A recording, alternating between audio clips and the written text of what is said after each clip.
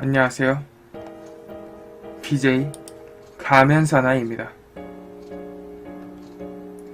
제가 오늘 준비한 이야기는 바로 식인에 관련된 이야기인데요. 식인? 사람이 사람을 먹는다? 오늘 이야기는 정말 극단적으로 사망하기 직전까지 왔을 때 벌어진 식인의 사례를 제가 준비해 왔어요. 이 이야기의 출처는 3세기님께 있음을 미리 밝힙니다. 자, 그렇다면 이야기를 시작하도록 하죠. 식인은 아사 직전까지 몰린 인간이 선택할 수 있는 방법 중 가장 극단적인 생존 방법이라고 해요. 오늘은 식량이 없는 극한의 상황에서 자신이 살아남기 위해 다른 사람을 희생시켜 식량으로 삼은 3가지 이야기 사례를 하도록 할게요. 자, 그 첫 번째로는 메큐리 하버 탈출 사건이에요. 1820년대 초 영국의 감옥이 포화 상태에 이르자 영국 정부는 좀도둑에서부터 살인마까지 다양한 죄질의 범죄자들을 본국에서 멀리 떨어진 호주 남부 해안의 섬 타스메니아로 이동시켰어요. 사진 속 이곳이 타스메니아의 위치입니다. 자, 특히나 죄질이 나쁜 죄수들은 바깥 세상과 완전히 차단된 메큐리 하버로 보내져 수년간 고된 노역을 견뎌야 했다고 해요.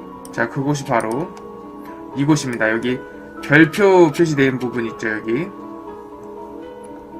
자, 이곳의 노역 생활은 악명이 자자했는데 그 당시 그곳에 갇힌 죄수들은 차라리 교수형을 당하고 싶어 동료 죄수를 죽인 죄수가 있을 정도였다고 해요. 그러던 1822년 9월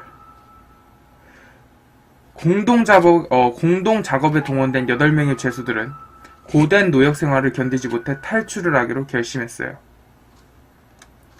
그들은 간수를 뒤에서 덮친 후 나무에 묶고 약간의 식량과 도끼 하나만을 들고 달아났죠. 이렇게 탈출한 8명은 배를 훔쳐 타고 아시아나 남미로 가려고 했어요. 가까스로 죄수 8명은 배를 훔치는 데는 성공했지만 탈출 사실은 곧바로 알려졌고 바다로 나가는 유일한 항구가 폐쇄당했어요. 그러자 죄수들은 어쩔 수 없이 계획을 수정해 숲이 울창한 미개척지를 지나 육지의 다른 거주지로 향했죠. 육지로 탈출을 감행한 죄수들은 꽤 많이 있었지만 그때 당시 단 한 번도 성공한 적이 없었음을 알았지만 그들에겐 이제 이게 그 당시 죄수들이 육지 쪽으로 갔던 방향이에요. 자, 100km에 달하는 가파른 산맥에는 나무 위에 있는 까마귀 외엔 전혀 먹을 만한 것이 없었다고 해요. 이렇게 시간이 계속해서 지나면서 이 죄수 8명 중 로버트 그린힐이라는 죄수가 무리의 리더가 되었어요. 그린힐은 선원 출신으로 태양과 별을 통해 이제 방향을 볼 줄 알았으며 유일한 무기인 도끼를 가지고 있었죠. 그들이 탈출을 이제 감행한 지 8일째에 그들은 완전히 기아 상태가 됐어요.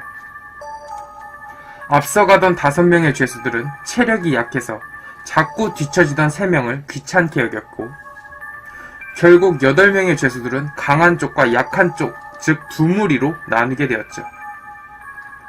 리더인 그린힐과 그의 친구 트래버스, 보드넴, 매더스, 피어스가 한 무리를 이루었고 달튼, 캐널리, 브라운이 또 한 무리를 이뤘어요. 이렇게 힘든 하루가 또 지나고 밤이 되자 이 두 무리가 따로 불을 피우고 잠을 청했어요. 그런데 그때 리더인 그린힐이 자신의 무리에게 소름 끼치는 제안을 하게 됩니다. 과거 선원이었던 그린힐은 선원의 관습을 예로 들었죠. 선원들의 관습이란 생존이 어려울 시 최후의 수단으로서 제비뽑기를 해서 선택된 한 명을 먹고 나머지가 생존할 수 있도록 하는 것이다 라는 것이었죠.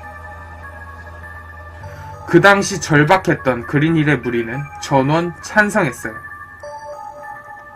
하지만 그들은 제비뽑기로 희생자를 정하는 대신 약한 3명의 무리에서 희생자를 골라냈죠. 이때 첫 번째 희생자로 선택된 인물은 달튼이었어요. 그가 선택된 이유는 죄수 캠프에서 달튼이 규율을 어긴 동료 죄수들을 채찍질하는 역할을 했었기 때문이라고 해요. 이날 밤 약한 무리 3명 모두가 잠들자 그린힐은 달튼의 머리를 도끼로 내려쳤어요. 죽은 달튼의 시체를 농부 출신인 트래버스가 양을 도살해본 경험으로 바탕으로 손질했죠. 다들 하나같이 굶주림에 고통받고 있었지만 그날 밤 달튼의 살점을 먹은 사람은 그린힐과 트래버스 뿐이었어요. 하지만 아침이 되자 고기 냄새에 이성을 잃은 나머지 7명의 죄수들도 달튼의 살점을 먹었죠. 이렇게나마 배를 채운 죄수들은 다시 걷기 시작했어요. 그러나 죽은 달튼과 같은 한 무리였던 브라운과 캐널리는 극도의 두려움을 느꼈고 앞에 5명이 시야에서 멀어지자 다시 메큐리 아버로 돌아갔어요. 그들은 다음 희생자가 자신들이 될 거라는 것을 너무나도 잘 알고 있었기 때문이죠. 그리고 그린힐의 무리는 한참 후에야 2명이 없어진 것을 알았고 이로 인해 그들의 서바이벌 게임에 큰 차질이 생겼죠. 5명의 죄수들은 한 번의 살인으로 빨리 목적지에 도착하지 못하면 또 누군가가 죽게 되리라는 것을 알게 됐기 때문이에요. 계속되는 탈출로 시간이 지나 5일 후 고기가 바닥났고 다음 희생자를 정할 때가 왔죠. 그때 극도의 긴장감이 5명 사이에 흘렀어요. 결국 그들은 제비뽑기를 했고 당첨자는 보드넴이 되었어요. 보드넴은 그 즉시 도살당했고 당첨자는 보드넴이 되었기 때문에 나머지는 그 살점으로 보드넴의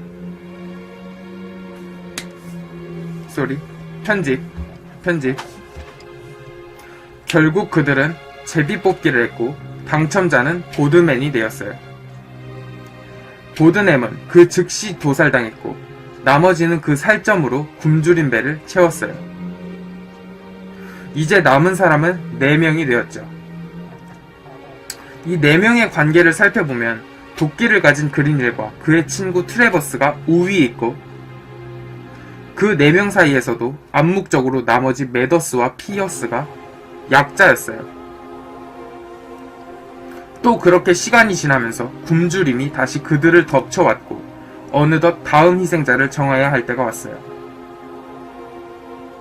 신변의 위협을 느낀 매더스는 피어스에게 우리 둘이서 그린힐과 트래버스를 덮쳐 도끼를 빼앗자고 제안했어요. 하지만 피어스가 택한 것은 강한 쪽이었죠. 그렇게 피어스의 배신으로 매더스는 다음에 식사거리가 됐어요. 이제 남은 사람은 3사람이죠. 친구 사이인 그린힐과 트래버스, 그리고 외톨이인 피어스. 누가 봐도 다음 차례는 피어스였어요. 트래버스에게 불행한 사고가 닥치기 전까지는요.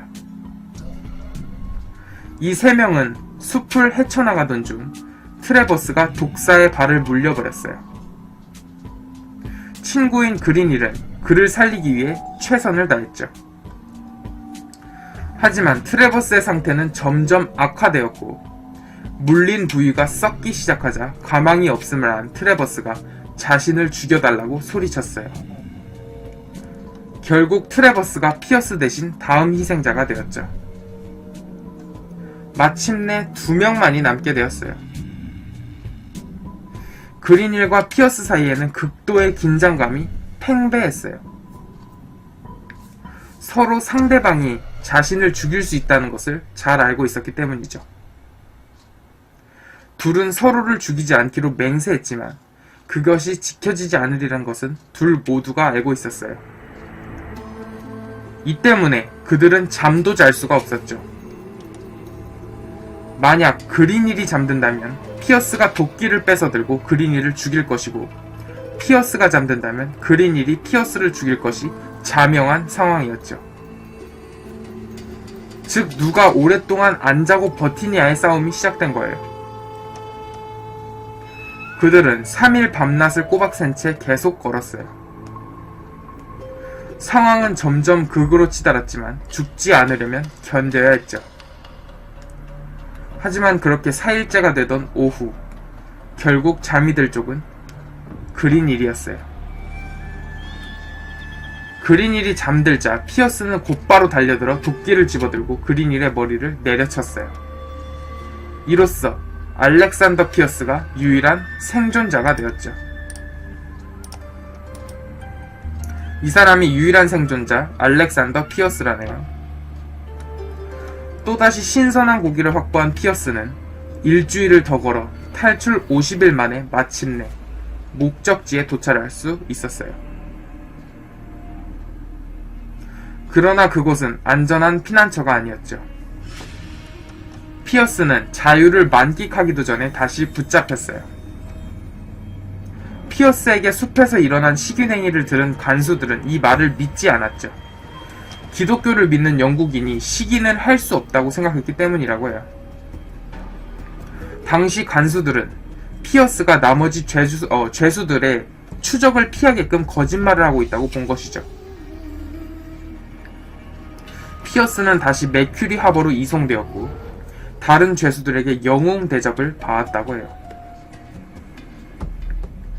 그중 젊은 청년 토마스 콕스는 탈출을 다시 시도하고자 피어스를 들볶았어요. 다시 탈출을 시도하자. 지옥을 경험한 피어스는 처음에는 내켜하지 않았으나 결국 또다시 탈출에 동의했죠. 육로로의 탈출이 불가능하다는 것을 경험한 피어스는 킹 리버를 헤엄쳐 건너기로 했어요. 이 사진이 지도상의 킹 리버 강이에요. 이렇게 둘은 5일간을 걸어 킹 리버에 도착했고 강에 뛰어들려는 순간 콕스가 중대한 고백을 했어요. 나는 수영을 할지 모른다 라는 것이죠. 화가 머리 끝까지 난 피어스는 변명을 늘어놓는 콕스를 그 자리에서 살해했어요. 피어스는 콕스의 허벅다리와 종아리살을 챙겨들고 그 자리를 떠났죠. 그렇게 2에서 3일을 가다 보니 외로움과 후회가 엄습해왔어요. 마침내 모든 것을 포기하고 자리에 주저앉은 피어스는 더는 견딜 수 없어 라고 외쳤다고 해요. 그리곤 해안가에서 메큐리 하버를 오가던 배에 자수를 했어요. 피어스가 살인죄로 유죄를 받은 것은 당연한 일이었죠. 그가 수감된 후 독실한 신자가 된 피어스는 끔찍했던 식인에 대해 모두 털어놨어요. 그리곤 1824년 7월 19일 알렉산더 피어스는 식인 행위로 교수형에 처해졌습니다. 이게 첫 번째 이야기입니다.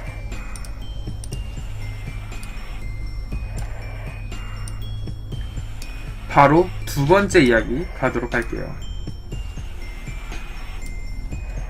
자, 두 번째로는 미뇨네토 난파 사건이에요. 당시 4명의 선원들은 작은 배에 탄 채 대서양 위를 표류하고 있었어요. 그들은 한 명을 희생해서 모두가 살 것인가에 대한 상황에 직면해 있었죠.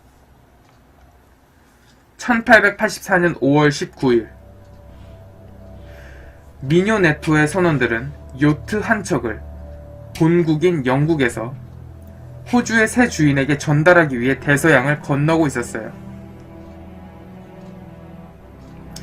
미뉴 네토에는 경험이 많은 경주용 요트 조타수인 선장 탐 더들리와 역시 경험이 풍부한 선원 네드 브룩스, 항해 담당 에드윈 스티븐스, 처음 배를 타고 바다로 나가는 급사 즉 잔심부름꾼, 그리고 리처드 파커, 이렇게 총 4명이 승선해 있었어요. 당시 미뉴 네토는 14년 전에 만들어진 꽤 오래된 배였고 배의 상태가 엉망이었다고 해요. 19세기에는 배들이 부실했기 때문에 선원은 사람들이 기피하는 위험한 직업에 속했었죠. 미뉴 네토가 침몰한 1884년만 해도 550척의 영국 배가 침몰했었다고 해요. 무튼 이렇게 항해를 시작한 지 7일 후인 7월 2일 바다에서 거대한 풍랑을 만나자 미뉴 네토는 조치를 취해볼 새도 없이 침몰해버렸어요. 다행히 더들리 선장과 그의 선원들은 무사히 소형 보트에 옮겨 탔지만 그대로 대서양에 표류하게 되었죠. 그때 그들이 가지고 있던 것은 통조림 2개와 나이프 1개, 그리고 경도 측정 시계뿐이고 마실 물조차도 없었어요. 배가 난파된 지점에서 가장 가까운 육지는 세인트 헬레나와 트리스탄드 코나로 각각 북쪽과 남쪽 1200km 지점에 있었고, 희망봉은 동쪽으로 2600km, 남미는 서쪽으로 3200km나 떨어져 있었다고 해요. 자, 이게 당시의 난파 지점이라고 하네요. 여기 빨간색 부분. 섬이랑 이렇게 멀리 떨어져 있어요. 그리고 설상가상으로 그들은 희망봉으로 지나는 배들의 항로에서 한참이나 벗어나 있었어요. 표류한 지 24시간이 채 지나기도 전에 심한 갈증이 찾아왔죠. 이 작은 보트에서는 강렬히 내리쬐는 햇볕을 피할 그 어느 것도 없었어요. 통조림과 빗물, 바다거북 등으로 잠시 동안은 견뎠으나 그마저도 바닥나자 그들은 이내 미칠 듯한 허기와 갈증으로 고통스러워했어요. 그들이 바다에서 표류한 지 일주일쯤이 되자 갈증이 최고조에 다다랐고 항해가 이제 처음인 파커는 목마름에 바닷물을 마시려 했어요. 그리고 선장인 더들리는 바닷물이 심각한 탈수증을 초래한다는 것을 알았기 때문에 바닷물을 마시려는 파커를 저지했어요. 또한 더들리 선장은 빨리 구조되지 못하면 선원 관습에 따라 제비뽑기로 희생자를 고르고 그 인육을 나눠 먹어야 될 것이라고 생각했죠. 이때 당시엔 종종 이런 경우가 선원들 사이에서 있었다고 해요. 왜냐면은 그때 당시에 배의 기술도 그렇게 좋지 않았고 사고가 많이 있었다고 하네요. 더들리 선장은 이것을 선원들에게 말했고 다들 망설이는 가운데 브룩스는 격하게 반발했어요. 결정은 유보됐고 표류한 지 3주가량이 지난 7월 20일 밤 어린 파커는 갈증을 이제 더 이상은 견디지 못해서 다른 선원들이 잠든 틈을 타 바닷물을 마시고 말았어요. 아침에 잠에서 깨어난 동료들은 고통으로 몸부림치고 있는 파커를 발견했죠. 그가 갈증을 참지 못하고 바닷물을 마신 탓에 따로 제비뽑기를 할 필요가 없어졌어요. 파커가 죽으면 혈액이 응고되어 마실 피가 없어지기 때문에 남은 선원들은 결단을 내려야만 했죠. 강력하게 반발하는 브룩스에게 더들리는 남은 가족들을 생각하라고 말했어요. 이 선원들 중 유일하게 파커만 빼고 모두 부양해야 할 가족이 있었던 것이죠. 이 사람이 바로 리처드 파커입니다. 결국 어쩔 수 없이 모두가 동의한 가운데 더들리는 파커의 목을 찔러 피를 통에 담았어요. 더들리와 스티븐스, 그들은 통에 담긴 피를 허겁지겁 마셨고 맹렬히 반대하던 브룩스도 갈증을 이기지 못하고 파커의 피를 마셨죠. 세 사람은 파커의 피로 목을 죽인 후 살을 발라 날것으로 먹었고 남은 살점은 햇볕에 말려두었어요. 작은 보트 안은 피와 살점으로 난자했죠. 이 배가 1884년 미뇨 네토 선원들의 구명보트예요. 굉장히 작죠. 이 작은 곳에서 벌어진 겁니다. 그로부터 또 4일이 지났고 남은 고기는 거의 부패했고 피는 상한 지 오래였어요. 7월 24일 또 한 명의 희생자가 필요해진 순간 기적적으로 그들 눈앞에 독일 배 한 척이 나타났죠. 그들은 다행히 구조됐고 2주간을 먹고 자기만 했어요. 체력이 어느 정도 회복된 더들리 선장은 독일인 선장을 만나 그동안 있었던 상황을 이야기했어요. 더들리는 동료를 죽이고 인육을 먹었다는 사실을 숨기지 않았어요. 한 명을 희생해 나머지 대다수를 살렸기 때문이라고 수치스러운 결정은 아니었다고 말하죠. 그때 당시 선장이셨던 탐 더들리입니다. 그들이 구조된 지 3개월이 지난 후 미뇨 네토의 생존자들은 본국인 영국에 도착했어요. 그들은 영국에 도착하자마자 더들리는 미뇨 네토의 주인을 찾아가 모든 것을 솔직히 털어놨죠. 하지만 더들리는 이것으로 소송당할 거란 생각은 전혀 하지 못했어요. 결국 세 사람 모두 체포되었고 더들리는 이것에 대해 매우 분노했어요. 더들리 입장에서는 선원 대부분을 살렸기 때문에 체포될 이유가 전혀 없다고 본 것이죠. 하지만 그들이 체포된 것은 영국 정부가 생존을 위해서라도 시기는 절대로 용납할 수 없는 행위라고 규정지었기 때문이에요. 자, 당시 영토를 확장 중이던 대영 제국은 원주민들이 야만적이라 구원해야 한다고 했고 그에 대한 증거로 원주민들이 식윤행위를 한다고 주장했었어요. 때문에 영국 선원이 식인행위를 했다는 것은 큰 문제였죠. 영국 정부는 선원 관습을 금지하기 위한 선례로 삼기 위해 미뇨 네토 선원들에게 유죄 판결을 이끌어내야만 했어요. 또한 그들을 기소하기 위해서 검찰은 살인에 적극적으로 가담하지 않은 브룩스를 검찰 측 증인으로 세웠죠. 그렇게 브룩스는 증언을 해주고 기소를 면할 수 있었지만 선장인 더들리와 스티븐스는 리처드 파커에 대한 살인죄로 법정에 섰어요. 하지만 여론의 대부분은 선원들의 편이었다고 하네요. 이게 실제 미뇨 네토 사건을 실은 당시 런던 신문이라고 해요.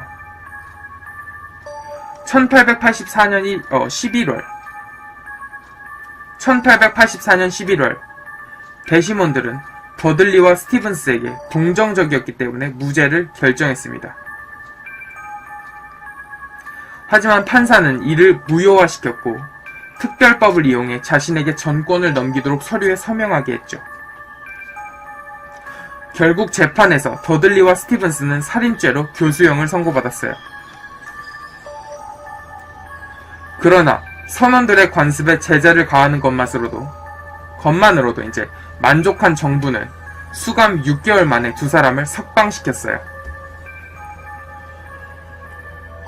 당시 재판에서 유죄를 선고받은 더들리는 이와 같은 말을 남겼다고 해요. 이것으로 선원들의 관습을 금지시킨 줄 알겠지만 진실을 감추게 됐을 뿐이다. 조난을 당하는 사람들은 앞으로도 관습을 따르되 구조된 후 진실을 말하지 않을 것이다. 이리하여 모든 사건이 종결된 후 증언을 했던 브룩스는 떠돌이 서커스단에 스카우트 되었어요. 서커스단에서 브룩스는 식인마로 분장하고 관객들 앞에서 날고기를 씹어먹었죠. 또한 그는 알코올 중독에 빠졌고 이건 내가 아니야! 라고 매일같이 울부짖었다고 해요. 결국 브룩스는 궁핍하게 살다가 사망하였어요. 또한 불행하긴 스티븐스도 마찬가지였죠. 그는 당시의 충격으로 다신 배를 타지 못했고 브룩스와 마찬가지로 알코올 중독으로 비참하게 생을 마감했어요. 더들리는 호주에서 사업가로 성공했지만 흑사병으로 사망한 최초의 호주인이 됐죠. 그의 가족들은 더들리가 교수형을 면한 대신 심판을 받았다고 생각했다고 해요. 자, 이게 두 번째 얘기였어요. 이제 마지막 이야기가 남았습니다.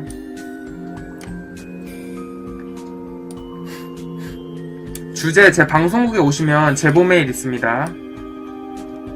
여러분들 유튜브 구독 많이 해주세요. 자, 세 번째 이야기 바로 할게요. 편집 여기까지. 자, 마지막 이야기로는 파푸아뉴기니 일본군의 식인 행위예요. 1942년 동남아시아에서는 2차 대전이 한창이었어요. 이미 수많은 나라를 침공한 일본이 남태평양 전체에 위협을 가하고 있는 가운데 호주군이 큰 비중을 차지한 연합군이 일본군의 보복 공격을 감행함으로써 파푸아뉴기니가 중요한 전장의 중심이 되었죠. 자, 여기 지금 사진에 별 표시된 부분 있죠? 여기 아래쪽에 여기. 이 부분이 이제 일본군의 침략 지역과 파푸아뉴기니 위치예요. 자, 일본군은 연합군보다 먼저 파푸아뉴기니에 상륙했으나 식량 조달의 어려움으로 고전하고 있었어요. 일본 본국의 고위 장교들이 지도만 갖고 전략을 세웠었기 때문에 정글에서 식량 공급이 얼마나 중요한지 몰랐었던 것이죠. 1942년 5월 이후 파푸아뉴기니에 1942년 5월 이후 파푸아뉴기니에 주둔 중이던 16만 명의 일본군은 식량을 충분히 공급하지 못하고 있었어요. 1943년 3월엔 연합군이 일본군 수송선을 침몰시키자 식량 공급은 완전히 중단됐고 1943년 8월 일본군 본부는 파푸아뉴기니를 포기하고 결정했고 편집 1943년 8월 일본군 본부는 파푸아뉴기니를 포기하기로 결정했고 16만 명의 일본군들을 버림받았어요. 버려진 일본군들은 항복을 거부했고 그들은 연합군과 굶주림 다시 자릅니다. 1943년 8월 일본군 본부는 파푸아뉴기니를 포기하기로 결정했고 16만 명의 일본군들은 버림받았어요. 버려진 일본군은 항복을 거부했고 그들은 연합군과 굶주림 그 두 개 모두와 싸워야 했죠. 일본군은 배를 채우기 위해 동식물들 뿐만 아니라 벌레까지 보이는 것은 뭐든지 먹어치웠다고 해요. 하지만 그래도 식량은 턱없이 부족했죠. 결국 일본군은 허기를 채우기 위해 식인행위를 했는데 이에 대한 증거는 호주 국립기록보관소의 비밀문서에서 발견되었다고 하네요. 1993년 공개된 이 문서에는 구체적인 식인 계획이 일본군 생존자들의 증언에 의해서 기록되어 있었다고 해요. 그 기록에 의하면 식인을 위해 군 전체가 가담했다. 한 분대가 전장으로 가서 안전한 곳까지 시체를 끌고 오는 동안 다른 분대는 연합군과 맞서 싸웠다. 옮겨진 시체를 절단해 요리하면 재빨리 퇴각했다. 자, 또한 이 문서에는 전우를 구하기 위해 적진에 뛰어든 병사의 소름 끼치는 목격담도 적혀 있었다고 해요. 중위는 1943년 1월 8일 전투 중 사망했다. 1943년 1월 11일 시신이 발견됐다. 잘려나간 왼팔은 보이지 않았고 종아리살은 얇게 썰렸으며 내장도 꺼내진 상태였다. 내장은 여기저기 흩어져 있었는데 작은 가방 안에는 간으로 보이는 물체가 있었다.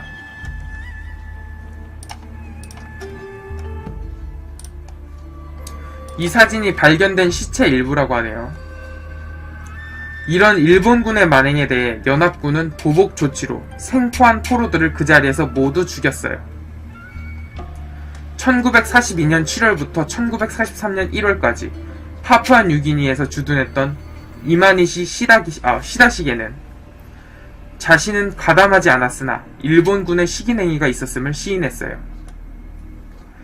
그의 말에 따르면 아군 병사 하나가 죽은 사람의 팔을 갖고 다니자 다른 병사들이 나눠달라고 했고 그 병사는 힘들게 얻었다면서 거부했죠. 그러자 배고픈 병사들이 손가락만이라도 달라고 했고 어쩔 수 없이 손가락을 잘라줘서 나눠줬다고 해요. 당시 일본군은 인도와 중국, 말레이시아 포로들을 강제노동에 동원했었는데 식량이 부족해지자 그들은 인육을 먹었다고 해요. 일본군은 포로를 골라 산채로 살을 잘랐고 그 후 포로 참호에다 버려두었다가 아침까지 살아있으면 내장도 꺼내 요리했다고 해요. 이때 바로 죽이지 않은 이유는 더욱더 신선한 고기를 오래 공급받기 위함이었다고 하죠.